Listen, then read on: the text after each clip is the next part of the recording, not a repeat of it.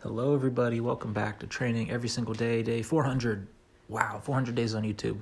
Quite a journey. Today is getting back into like a medium level intensity and ramping up the intensity once again. Starting off here with a little bit of some core work with some windshield wipers on the floor. I really enjoy this move. I think this is probably the next step for me to be able to do the V-sit and the mana really well. Those positions are kind of gold positions for me. I can do the mana. I can do the V-sit at some level, but I think these windshield wipers are a really good way to improve and really start to master the position. I get in the morning to doing some hand balancing, working on the press handstand. This kind of hold here, not too pretty, but it's the hold I did.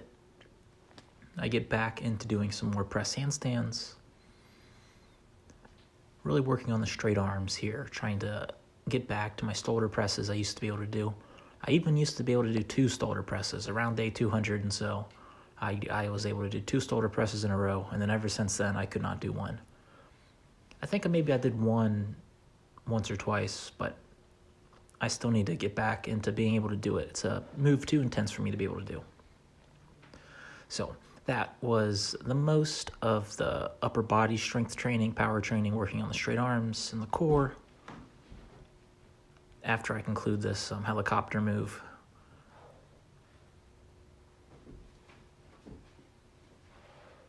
but after that, I get into some working with the medicine ball, trying to build stability on one leg. I woke up this morning very sore in the back and in the hamstrings and the legs from the deadlifts that I did yesterday. Even though the weight is very light, I still got some soreness that reminded me back when I used to do a lot of heavy weightlifting for bodybuilding. It reminded me of deadlift strength. Didn't quite hit the glutes as much, but it did work the back, the hamstrings, and the calves, of course. Being on one leg puts a lot of balancing requirements on the lower leg. So just doing some bicep curls, mainly just trying to challenge the lower leg's balance and hopefully build up the calves to be a little bit more bulky. I took a little bit of a break from reading. I am really a big fan of Robert Greene. He has a really good book called Daily Laws, which is my favorite one. Has 366 days of meditations, as he calls it. Kind of the best picks of his books. And one of the main things that he's known for is the 48 Laws of Power, and his first law is never outshine the master. A quote from Baltasar Gracian. No, that's not it. Baltasar Gracian said, "Avoid outshining the master. All superiority is odious. By the superiority of the subject over his prince is not only stupid, it is fatal." That's a old-timey person making a quote about you want to make your superiors, whether it's in your family, your relationships, your work, whatever it is, people who are superior than you, you want to always make them feel comfortably superior. It's okay to flourish and flaunt your abilities when it comes to most of the time. You don't really want to worry yourself about what other people will think, because everyone has insecurities, and the people above you will often retaliate against you.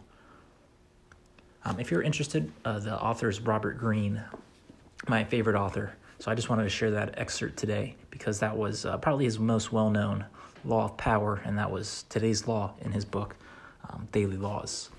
So I get into the stretching tonight.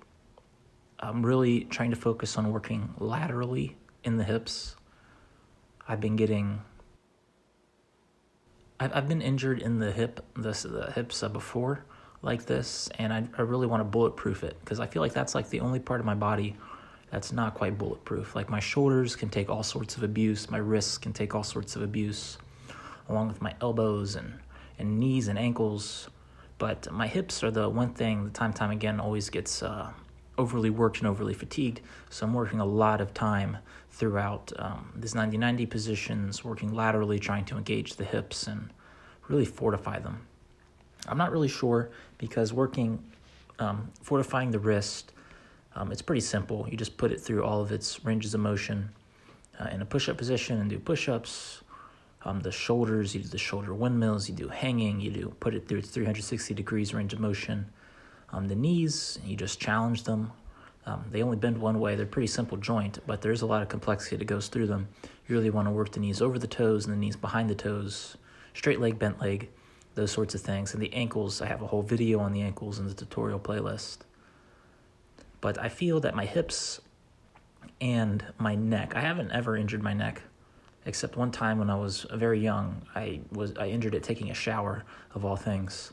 I didn't even do anything. I was just taking a shower, and then one day my neck just spazzed out. But I feel like there needs to be a good way to strengthen the hips and possibly the neck, that I still need to figure out I need to figure out how to use the hips and really bulletproof it in the way that I've bulletproofed a lot of my other joints. Like here, the fingers, I'm working through all the fingers. If you want a more in-depth tutorial, I have a fingertip push-up is the video in the tutorial sections to figure out that one. But I still need to figure out the hips. I think I've understanding the frontal plane of motion, moving like in the scissor splits. I do the ATG split squat I got from Ben Patrick, knees over toes guys. But that really left my lateral hips kind of weak and prone to injury. And I fear that my neck is also kind of prone, even though I have trained it a good amount, and I have spent a good amount of time training it, not so much anymore. So I think those are the two things I will kind of focus on learning how to really use and improve, move and improve, as I like to say. So don't forget to leave a like, leave a comment, please subscribe. It's the best way to support the channel. And it's absolutely free. So thank you guys, all you guys who do it. I really do thank you. Here are some of the ways I've been doing the feet. I'm kind of expanding my ability with the ankles here, sickling the ankles, and really working on developing them to not be sprained. I sprained it once when I was a teenager, but ever since then I spent a good amount of time working them. This is probably the best thing I've come to bulletproofing the neck, working the positions, head behind the body, head in front of the body. I still need to work on head to either side. Again, here's another great way to strengthen the shoulder joints, keep them stable and keep the integrity there.